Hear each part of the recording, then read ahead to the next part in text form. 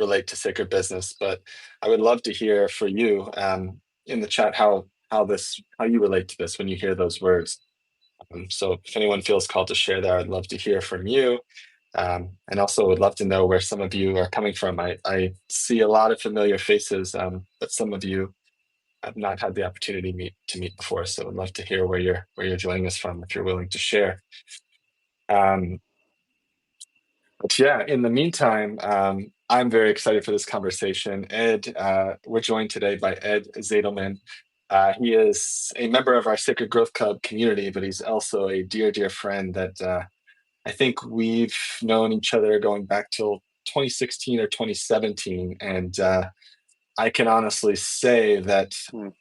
I do not believe my journey or my path would be what it has been if not for meeting this guy. He's had a huge impact on my life. In fact, one Mm. of the first events, entrepreneurial mastermind events that I attended uh, in my entrepreneurial journey was in Costa Rica, and it was actually at the a retreat center that Ed owned at the time.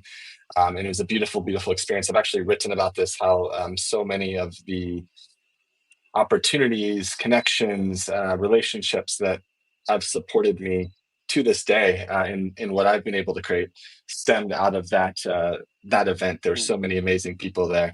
And then fast forward a few years later, it'd been a long time dream of mine to move to Costa Rica, and I was kind of like we talk about this idea of taking the love led leap. I was kind of teetering right on the edge, and I just kind of kept finding reasons to kind of hold myself back from making the jump. And it was Ed and an invitation from Ed that really pushed me across the line. And in fact, I ended up staying in his home in a downstairs apartment for a little while I was getting settled. So Mhm. it's been beautiful, good to get to know him. And I'm going to let him tell his story and how he serves and what he is here to do. But yeah, just really wanted to give you a warm welcome, Ed. And I don't know if Carolina, if there's anything else you'd like to share before we get started, but thank you so much for joining us. Yeah, I just want to say that I love you, Ed. You were an awesome person. Mm. We've known each other for like 3 years now, roughly. Yeah. Yeah, and he has this incredible gift of being present and enabling you to shine. So every interaction, every connection with him is like, it is a gift. So yeah, I wanted to share about you and your business and what you do and how you shine in this role. So I'll pass my word to you. Thank you both. Yeah, and what a pleasure it is to be here with you both. Before I tell my story, I'll just say that I wouldn't be doing the work that I'm doing now if it wasn't for you both. And not just in the classic business sense and in coaching and support, but also in the moral support, in the energetic support, in the friendships, because business goes beyond just the business context. You've really helped. Yeah, create an environment where my gifts could flourish and I could believe in them. And so I'm really grateful for Sacred Growth Club and for the work we do one on one together. It's just really led to a very honest evolution of the work that I'm passionate about. So good to be with y'all.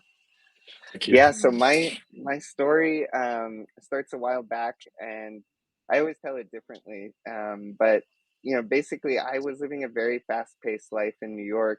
I always was passionate about community and how to organize community, bring people together.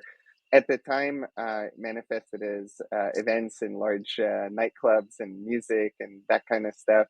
But something was missing, and it really took a toll on my health.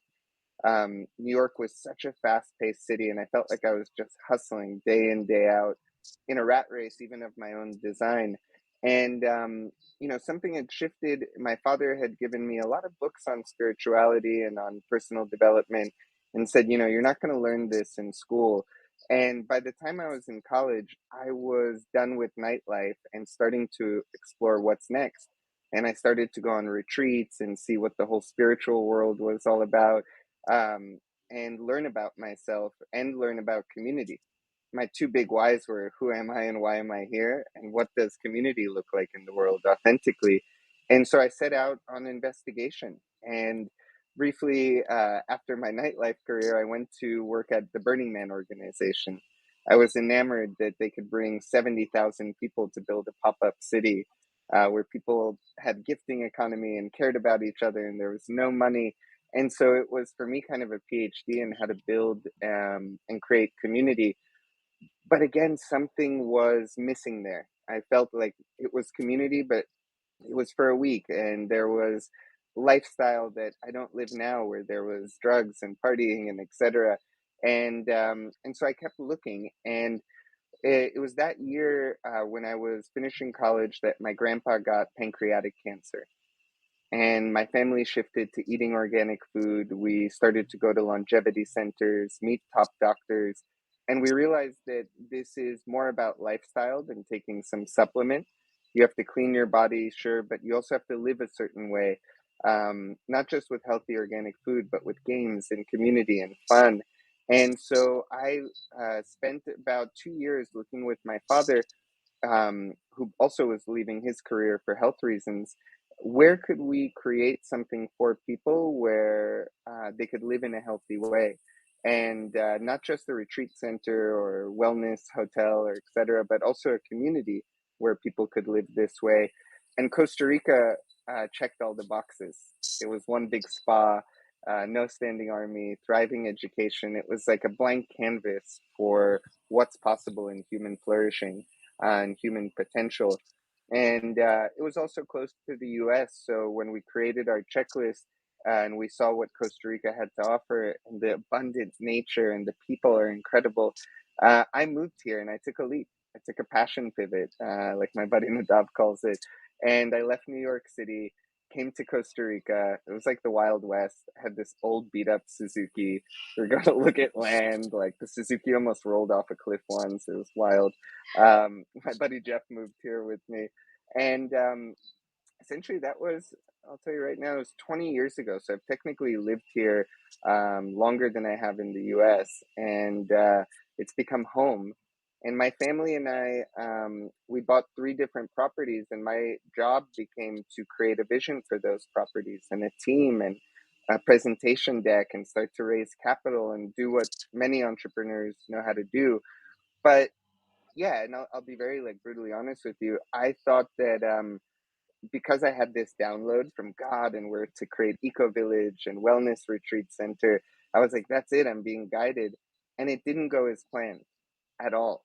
About a little bit, couple of years in, the real estate crash of '08 happened. I think it was '07, '08. We had all these people employed, architects, engineers, working on master plans, and all of a sudden the money had dried up. And I found myself pitching a dream wherever I could, even at Burning Man. I raised a couple $1 million at Burning Man. And it was incredible, but also part of it felt like it was so stress led. If we didn't raise money, the bank would take one of our properties. And it was so, I wish I could go back now, and I do this in my work and I share with people. You can't just sit on a couch and meditate and hope that the money will just flow in. And so I wish I had planned better back then and had scaled down my vision to practical steps and phasing and things I do now with people. And it also affected my relationship a lot. I was married at the time, and the marriage didn't work out because we were running essentially our first property. We had gotten a retreat center going, almost like a pop-up, and Phil was sharing that Mhm. he attended and hosted some great retreats there. But yeah, we took 30 glamping tents, an old rancho, made a kitchen, a pool, some sacred areas, and we had basically we were hosting groups in the beginning on a 2 burner stove and just making it work. And the amount of blood, sweat, and tears to get that retreat center off the ground was incredible. It was, yeah, it was a feat of a lifetime. And what I didn't know now, like what I know now that I didn't know back then, is it's really hard to be the founder of a business and be in the business when you're in hospitality, because we're constantly hosting people, and I had to raise money and I had to do this. And so it took a toll on my health. Surprisingly, creating a wellness retreat center took a toll on my marriage. And after a couple of years, I burnt out and I had my dark night of the soul, and everything came crashing down. We couldn't raise enough money. The marriage was falling apart. And And I tell this to people now who come like starry-eyed to Costa Rica, like with their as a couple, and they're like, "Oh, we're gonna start a retreat center, and it's gonna be great." And I'm like, "I'm sure it will, but we got to talk about so many things." And they're like, "Why are you asking us about our relationship?" And I'm like, "Believe me, this is gonna come into play." Um, so yeah, I essentially had an opportunity. A hotel group called Selena came and offered me to take over our retreat center, and oh my God, it was like selling a boat. I was like, oh my God, yes, here's the keys. They're like, we haven't even told you the price yet. I was like, doesn't matter. When can you come? You know? And essentially, they asked me at that time if I could build them 100 retreat centers in 5 years. They're like, Ed, you're the retreat guy. You know how to do this. So can you help us? And I said, sure. And I'll wrap the story up soon, but it's an important lesson here that at that time I had imagined that as soon as you get somebody with like capital and they believe in you, that that's all that matters. And I was in one board meeting in New York, and I was the funny guy who came in sandals. I didn't go to stand-up meetings at 9 a.m. because I had yoga class. I was like, non-negotiable. I can't miss yoga. And I come into a board meeting, and it's with the investment committee. And my buddy Robbie was like, "Are you ready?" And he was the head of market research. And I was like, "Ready for what?" And he was like, "Do you have your like financials clear?" And I was like, "Oh my God, I'm so not ready." And I'm in front of all these people who are like, I've never seen, they're all wearing suits and ties. I'm like, "Who are these people?" And he's like, "This is IC, it's investment committee." And they had asked me that they were going to cut my landscaping budget. And I was like, I don't have a landscaping budget. I mean, it's a tiny one. What are they cutting? And they had cut my permaculture budget. And for anyone who knows, if you're building a retreat center, you're building a sustainable project, you need permaculture. You need food forests, fruit trees, gardens. And what I realized was, oh my God, they're just a scaling machine at the time and nothing wrong, but it was quite unaligned with what I was looking to build. Their hotel company was beautiful and it worked really well for their vision, but they were not the people that I could build these retreat centers with. And I look back and I'm like, thank God we didn't do that, because that business would have run me into the ground again. And so I didn't know what to do. And then COVID happened. And I got a big opportunity to take a sacred pause and say no to everything else. I had left Selena at the time and I was thinking about what to do. And then I ran into Phil, and Phil was like, Ed, you know so much about real estate development and retreat centers and building eco villages, and mostly experience from mistakes you've made. And why don't you turn this into something where you could be in service to others? And I remember it was like having a baby. We spent 9 months. We created a really amazing offering where I could consult and advise and coach people on how to do this. And right during COVID, I started my practice where to this day I consult and advise people trying to build retreat centers, homes, eco villages, any kind of land project that involves somebody's vision on a property going ground up. I really want to save them the steps that I took and the mistakes that I made, and just be very honest with them about what it takes. So that's what led me to today. And we do it individually. I do it in a group format where we all support each other in a land steward alliance. But it's definitely, and I remember you told me this too, Phil. I was like, oh, I'm a real estate advisor and hospitality consultant. And you're like, you're a coach, dude. And I'm like, what? A coach? Come on, man. Like, I'm not like coaching people at the gym here. And what I realized in coaching is that, like, an advisor just gives you advice. A coach really cares about the outcome.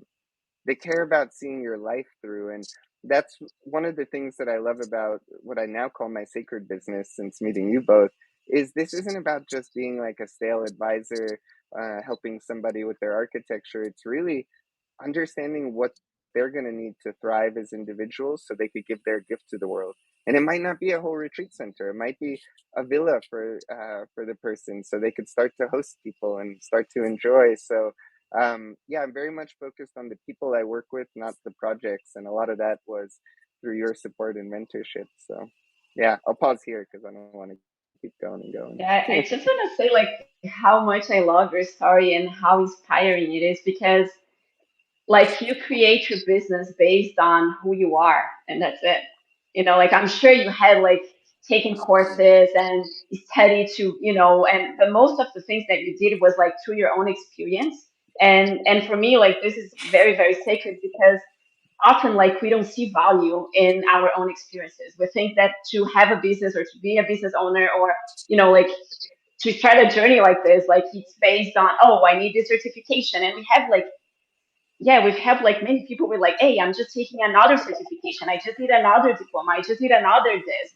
And it doesn't matter where you are. Like, if you look back and you see, like, just the way you describe it, like, all your challenges, all your struggle became like a beautiful business that you help people, like, to build like beautiful retreats, or maybe not to build a retreat but to save them, like, a lot of struggle, because the level of Hmm. awareness and well, the advices that you do, it's not based on reading a book, it's based on real life, right? So yeah, like, I just love, and I just find inspiring. And if you're there and listening to, like, yay, I would love to create a business, I would love to, and I just need to get another university or another diploma, like, that's not even true. Like, and yeah, just emphasizing this because it's just very, very beautiful. And I Yeah. know the deep work that you provide to your clients and how much help you give. And this is solely based on who you are. So Hmm. I'm gonna click the heart button. School of Life.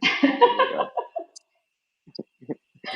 And I'm curious, Ed, like how you've shared a lot of this already in your story. So in a way, it's kind of just recapping or summarizing. But when you think about how Carolina just described that, like, are you able to see any other kind of key pivotal moments that when you think about your challenges, the training in the school of life, the gifts that you've been able to bring forward, like for you, like, and maybe if you go back to when we started to have those conversations about creating this new offering that you've carried forward to today, like, what do you see as kind of the pivotal moments that you feel led you to kind of, yeah, being where you are today? Anything else beyond kind of what you've shared so far with your story?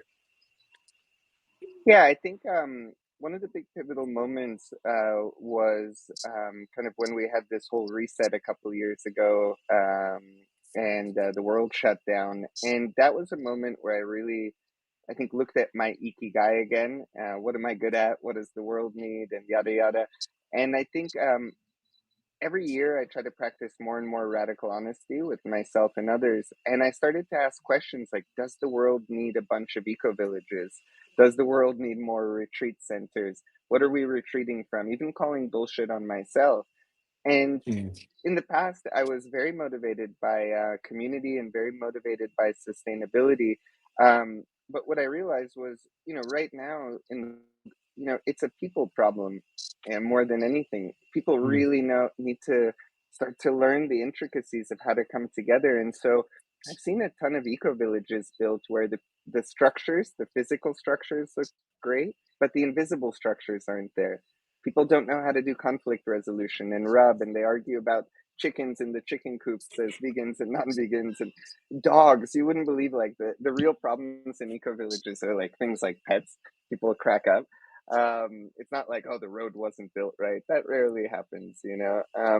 So I think one of the pivotal moments was to be really honest with, what are we doing this in service of? And the number one thing I think I could ask for humanity now is to learn how to come together. We're killing each other, we're killing the planet, and killing ourselves, we're treating our bodies the same way as we treat each other sometimes. And there's pockets of people, like acupuncture points, that are coming together. And I think it could be online even before it's in physical community. So I come to your Sacred Growth Club, for example, and it's a group of people who actually demonstrate care for each other. It's not like, mm, how do I get my business in front of you and promote? It's care, it's authentic care. And so I think when people could develop that field of energy, which is a key aspect of regenerative development, everyone like uses the buzzword, but they don't really know what it means. It's about creating thriving ecosystems and ever evolving relationships between people and the planet. And that starts with caring about each other, one to one, even the person in front of you in the supermarket, not just in some massive projects. So yeah, I think a big pivotal moment was the last couple of years seeing, what's the state of the world? How can I reinvent what I do to really match what's needed? And how could I enjoy doing it? I'm not like Dr. Doom here, like the world's falling apart. I love what I do. I love traveling and walking land with people. And Another thing I learned, I think the second most pivotal moment, and this is good for people I think who are in a field of work where they have to teach something, is it's okay to say I don't know. There's Mm, not many people who could call themselves experts in a field like mine that's constantly innovating, because you should ask more questions than have answers. So sometimes people hire me and they're like, "What do you think about this?" And I'm like, "I don't know. Let's talk to the local community, see what they need. Let's talk to the land." And I tell my clients to take their shoes off, and they're like, "Oh my God, what's he doing?" And we walk on the land barefoot. And I'm like, "What's the land tell you? Does it want a big structure? Does it want a ton of little tiny cabins?" And so learning to be, I think, humble and ask more questions than provide answers, both from my side of the table and my clients, and do that journey together as a discovery versus a let me tell you how it's done, steps one, two, three, four. Of course, we have certain structures on how to develop a vision and a team and how to model out different strategies, but it's more listening than answering, from up here.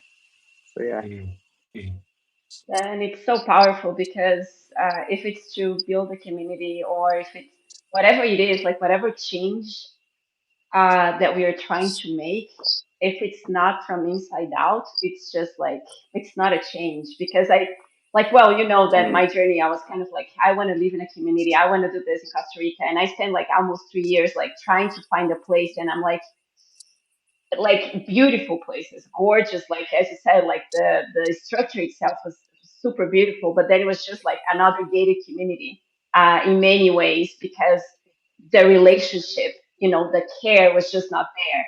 And then when I realized I was living in this neighborhood, and I'm like, well, if I'm not willing to know my neighbor here, why would I be willing to know my neighbor when I move to something called community? So I need to start with this right now, and that's the for me it's the most beautiful piece that like from all your teachings it's like that's the beginning of everything, right? Like if we are not willing to start that shift, we're gonna bring like the mm, fast pace from New York and we're gonna put it in a gorgeous like tree house in the middle of the jungle in Costa Rica, and it's gonna be the same yeah. mentality or the same energy, just in a maybe more like natural location. mm, It's very, very mm, powerful. mm. Yeah, and Cool. it could be the greatest teacher to you too. You know, as you rub with Mhm. people, I meet with a group online every week that they trigger the crap out of me. It's called Lead Forward. It's a nonprofit, but we trigger each other. We're Black, white, Asian, Jewish, Muslim, and we actually use the different conflicts and things that happen to see, what's going on. What is this bringing up? Where am I projecting? So I really encourage people to get into the active community as a verb, communing, and see what shadows come up, what light comes up. So yeah. Mhm. Well, Ed, we're going to pivot slightly here, but as you know from coming to our embodiment and a lot of our sessions, we talk a lot about fear and working with fear and resistance. And one of the things that we try to convey to our audience is that it's perfectly normal to have fear and resistance when you're doing the things that are the most important ways of moving forward meaningfully. And so I would love to ask you, right now in your life at present, like what is one area that fear or resistance is showing up for you? And how are you actively working with it to keep yourself moving forward towards your vision? Yeah, it's a great question. Recently, one of the fears that I had was that I had to do something really big to be worthy. People are like, "Ed, like, why don't we give you money and you build your own retreat centers?" Or, "Ed, why don't you do this?" And I realized that there was a fear present that I could overcome by saying that I have to do something big, or I have to create something monumental where it would actually be me not taking my own advice or medicine when I tell people to scale down these massive companies they have. You could be in an eco rat race, I call it, just as fast as anyone else, even if it's in the jungle of Costa Rica or Brazil. So I really have started to grow humble and say, look, I really love the work that I do. I get to be in service to people. I don't need to be afraid that I didn't start some Airbnb or something crazy. As long as I'm in service, I'm good. And as long as my gifts are coming out, I feel good. And a lot of it is also the fear of having to know everything, like what we talked about earlier, that I have to be an expert in what I do to give value. And I work with developers. I coach two billionaires that know way more than me, and they're like, Ed, like it's kind of weird that like we hired you as a like coach and consultant because like we know what you know. And I'm like, why did you hire me then? And they're like, ah, it's a good question. And I asked them the core question, so who do you talk to about all this stuff? And they're like, my wife, or whatever the answer is. And I'm like, exactly, you just need a sounding board. And so a lot of times I just reflect truth to people. It's not that I have to know the latest cutting edge building technique. I do that research, I learn things, but really it's just to people sometimes need someone to talk to and work through things with and hear honest feedback. And so that was another fear, that if I'm brutally honest, people won't like it.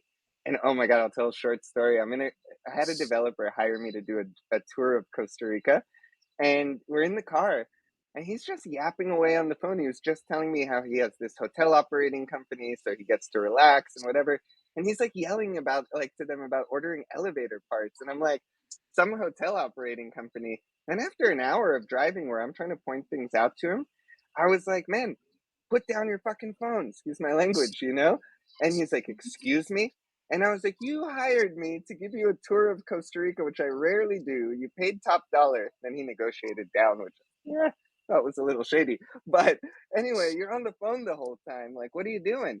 Well, anyway, long story short, after the tour was over, his secretary wrote me an email and she was like, did you tell Ben to put his phone down? And I was like, I did. And she was like, he loves you. You're one of the few people who are honest to him, and he needs that. He needs tough love. And so I tell people things they definitely don't want to hear. And I'm like, man, I don't think this project's going to work out. It's too big. It's going to run you into the ground. Or I don't think you're going to be able to raise capital for this in today's climate. And people are like, oh my God, you so like poo-pooed my vision or this or that. And I'm like, no, I'm saving you a lot of stress. And I'll tell you, the ones that ignore the truth that I reflect, which is just their truths, I'm just giving them some basic stuff, and they run into some serious problems. And it's kind of like I told you so later. And they're like, oh my God, we haven't raised enough money, or I have a problem with my business partner. One of the biggest issues is co-founders or investor and founder. And so yeah, this like I used to be the people pleaser, nice guy, and I'm still pretty sweet, I think. But yeah, I tell people how it is now, and it actually my fear was completely the opposite. When I'm honest with people, they're grateful for it. So yeah, there's no sugarcoating, there's no BSing. That's probably the last of the fears that were dispelled recently. Yeah. Yeah, that's one that I've worked with a lot myself. And I have to remind myself that as a coach, we're not here to necessarily like make people feel good. We're not here to like make them like us, which is a temptation, right? You get into this relationship and it's like it's your own stuff and your own need to be liked, and just like catching that and recognizing like, yeah, like sometimes people just need to hear the hard truth. And it's so interesting. Like I think I mentioned this on the call with Toku because we were having a very similar conversation about how oftentimes when you allow yourself to get out of your own way and speak from that place of truth and service, then people, yeah, that's the thing that people remember more than anything, even if it's not the thing that they necessarily wanted to hear. So yeah, I totally resonate with everything that you shared there. Um, And this is love, right? yeah, This is this true this is love. real Mm, love. Big. Love, and it's this is like in a business relationship with your client or even with your kids. Like true love is not about like hey, you're doing well when you see that it's not exactly what it is. And sometimes like those hard truths like they need to be said because and then yeah. that person shift, and then the kid like, oh yes, like for me this is just like the unconditional love. Like I'm not telling you for you to like me because then I'm creating a condition. I'm just telling you what is, and and the way you receive it, it is what it is. So Mhm, Mm, mhm, beautiful. mhm. Yeah. Okay. Well, Ed, we have one more big question for you. And so one of the other things that we hear so much from our community is this challenge around kind of meaningful, authentic communication and connection when you're in service of sharing your message. And I feel that this is something that you do quite beautifully. So I would love to hear the way, and in many ways you've already kind of woven this thread through everything that you've shared with us today. But just any other thoughts you have around how you approach connection, and more specifically, like if there's any straight advice you might share with someone who finds himself in that place of like where they're struggling to share consistently, but know they have something of service to offer to the world. Any advice you might give to them from your own experience. Sure.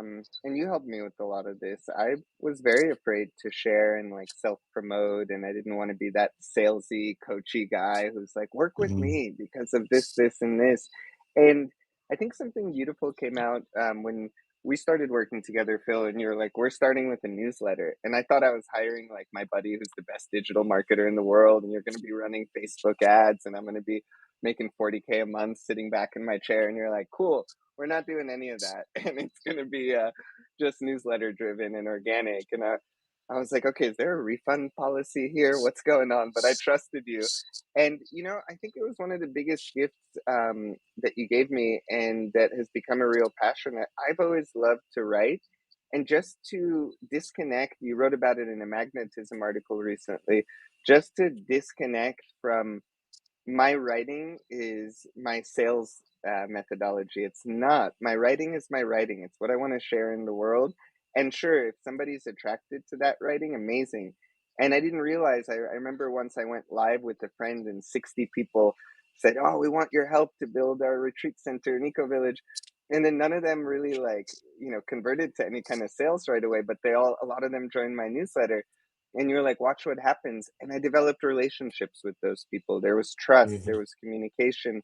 And so what I realized from you and from this process was, I just have to honestly share what I'm about and what I'm passionate about. Sometimes not at all to do with the work specifically, what's happening in the world, what I'm finding in my internal journey as I grow.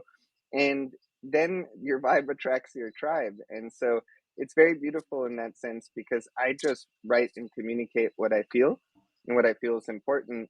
And actually, most of my clients I just meet directly through referrals. And it's not like I write in order to, I write just to be honest. And I had my friends at Leap Forward read some of my newsletters, and they criticized some of the pieces that I adjusted, similar as you, where it still had that inauthenticity. It was like something where I was trying to prove something or use a buzzword. And then the last probably 2 years, I just try to write from the heart. I don't think about it as a hook to capture some client. I share resources. Even if it's some of my offerings, I share them openly there. But it's really what I'm learning in the field. And so I think for connection, just write and share and post and call and have meetings with people that you're drawn to. The rest will kind of come, and be very brutally honest with what you see out there. That's the best thing I could think of in terms of connecting and getting a message out that's really authentic and from the heart. Yeah. Mm. I love that. Yeah, and for anyone that's watching this or watching it on the replay, definitely would encourage you to subscribe to Ed's newsletter. It's just his stories and how he shares like his experience around the country. If you have any interest in the lifestyle that Ed's been sharing here today, yeah, it's a very beautiful offering. So I Yeah, would, I have to say, I don't know if I've ever told you this, Ed, but I think like when I first read your newsletter, I don't know if I replied to you, but I think it was the first newsletter that I fully read, and I'm like, oh my gosh, I want to know. Like we had met, and then I Mm. subscribed to your stuff, and then when I read your stuff, I'm like, I want to know this guy more. And then it was like, I think the first newsletter, like I subscribe to like many things, but I don't fully read them, and I learned to delete a bunch to for distraction. But I think your newsletter was the first one that I'm like, oh, like that I felt the connection, that I felt that there was like a person behind that, that text. And if you don't know him, he's known as the connector. He connects all the pieces for those projects. And, if you're looking for finding ways to connect or how to be more authentic, like I truly believe that the way you write is really like inspiring, even if you're not in the retreat business or if you're not planning to, build anything like this. But just the way he talks about himself and about what he does is beautiful. mhm, Thank mhm. you. Well, with this, we've had a beautiful conversation here, but I just wanted to create space if there's anybody that's been following along, listening in on this conversation, if there's anything they're curious about, this would be your opportunity to ask your questions in the chat for Ed, and we'll use a little bit of time to to answer those if anything's coming up. Yeah. If you want to build a retreat, if you want to visit Costa Rica, he's the Yeah. guy. Learn about community. You want to learn about Or if you're just community? going Yes. through a crazy life shift, I'll help you out. Lately, it's been a lot Yeah. of that. I have people like, oh, I'm changing my whole life, which is the reason why people come to Costa Rica or another country. So, yeah. And also, if you're working on projects in other countries, or you've gotten this download that you and a bunch of friends want to live on the land together in Portugal or Mexico, you can ask the same questions there. Answers apply everywhere. So good. Yeah, your work has been definitely spiraling out of Costa Rica a lot more lately, right? Like you're working on I know you're working on at least one pretty large project in Mexico right now. Is that correct? Yeah. Yeah, Mm. Mexico. And now we have US and Europe projects starting, which I love. And I have different teams in Europe and the US that I call on for that work. Um, so, yeah, absolutely. Absolutely. A lot of people are getting the download and they all pretend like they just got it and it's unique to them. They're like, oh my God, God has spoken to me and said that I need to create an eco village with my 10 best friends and we have to have a healing retreat center and there's going to be music and art and culture. And I'm like, all right, welcome to the message. It's there in the ether. It is. But it's good. It means you're tapping into something. But sometimes they're like, oh, and I'm going to build the whole global network of these projects. And I'm like, no, no, no, no. Chill it out. Slow it down. What if all your friends are introverts, Maria? That's wonderful. You could have an introverted gathering. Yeah, I connect with a lot of people in a communal setting, but I'm big on one-on-one, Maria. I'm big with my because I'm an introverted extrovert in my like whatever that test is called. So although I'm like the guy who's out and meeting people, I need recharge time. So I love gathering with people one-on-one. I see friends also doing very small projects together, as small as a collective house with 4 people. I have one project like that this year. So I don't think all these have to be huge projects. They could be small experiments like the Introverts Club. I think that's very cool. Um, so yeah. And poke your Actually, introverted friends. Get them to come out a little.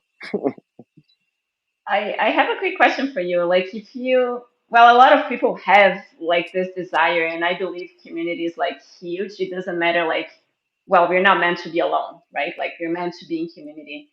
But if you're like, because I know there's like a lot of people trying to build this and also to move to something like this.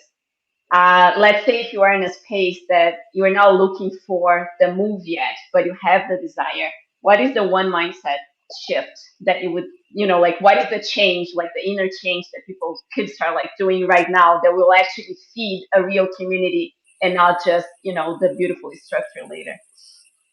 Yeah, I think 2 things. One is think of it as a discovery. So even taking trips to start to figure out what kind of like even it doesn't have to be to another country. I have people in New York who start going upstate New York to the countryside more.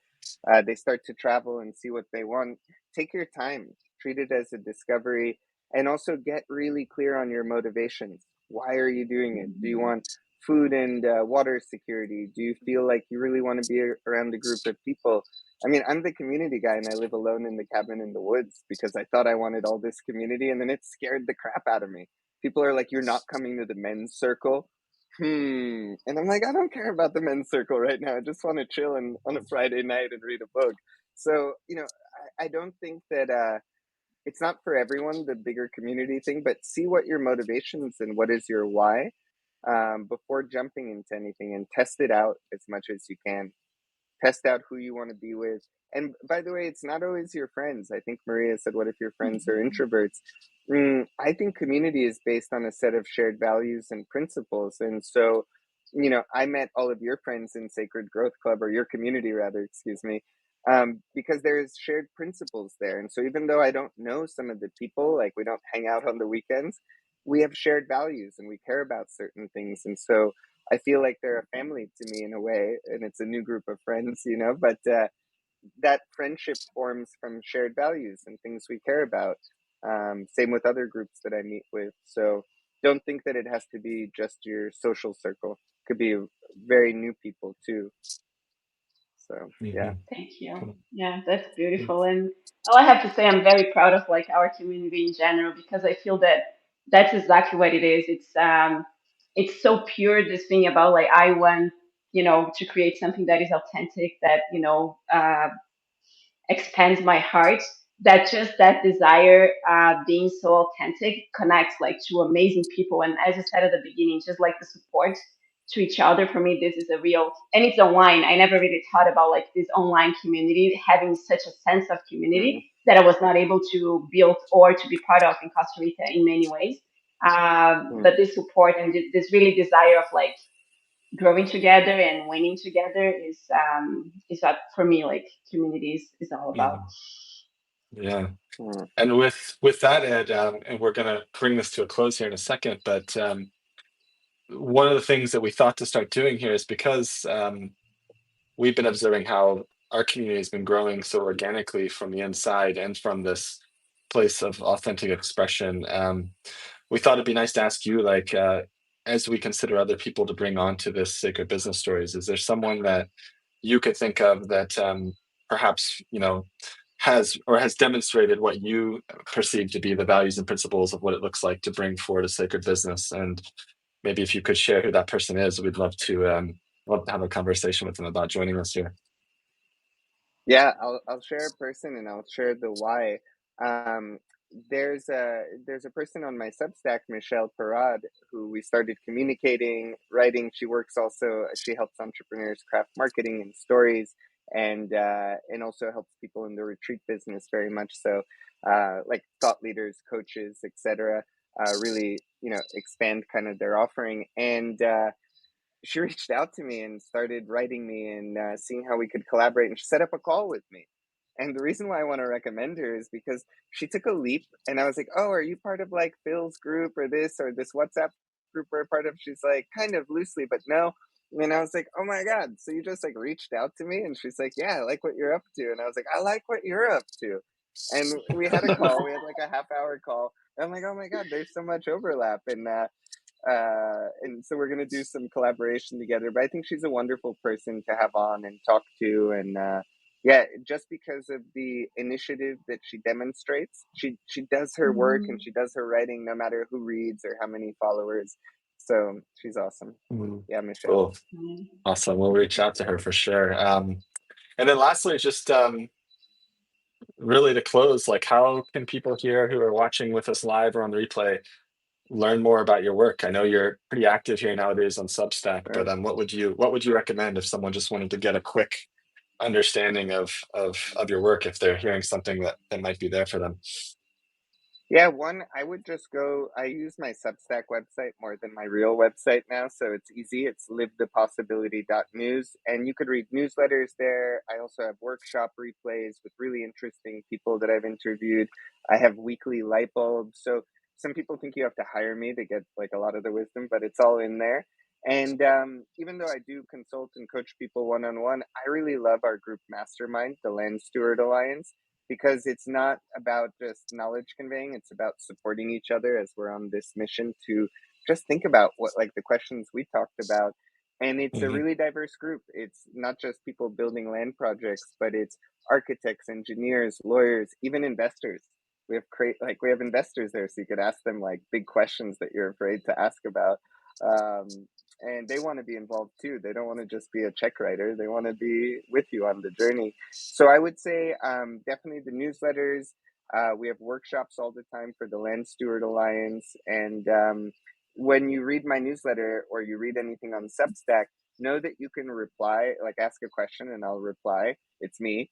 So I get it in my inbox and I usually write people. So yeah, I'm a very easy to contact person. It's not behind a lot of walls and assistance and things. So yeah. Yeah, amazing. And your Land Steward Alliance is very cool. I got the opportunity to come to one of your live events. It was in Uvita, right? That's where that was Yeah. last year. Yeah, and it was just Yeah. again just an incredibly diverse. That's one of the things I love about Costa Rica, and then specifically the people that you attract, like such a diverse group of characters, but doing really, really cool work. So yeah, I love the work you're doing there with the Lone Stewards Alliance. So yeah, with that, Thank you. thank you so much for for being here with us today. It's a beautiful Mm, conversation, and super grateful to have you in our community as well with the Sacred Growth Club. And yeah. yeah, just really genuinely appreciate you and appreciate you making the time for this conversation today. Thank you both, and thank you for the gifts you've shared with me and the gifts you're sharing with the world. I'm so grateful the world has you too. So thank you. Cool. Awesome. All Thank right, Ed. you. Well, Thank and you so again, if much. anybody thinks of a question after this, we will post this replay to our Sacred Business Stories section that we recently created on Substack here. So you can go back and check this out, and all of Ed's contact information will be there as well. So have a great day. And Thank you all for joining us. Yeah. Yep. if you believe you have a sacred business, please Yeah. reach out. We would love to have a conversation with you. Yeah. All right. Have a great rest of your day, everyone. Do that. Bye now. Thank y'all. Thanks everyone.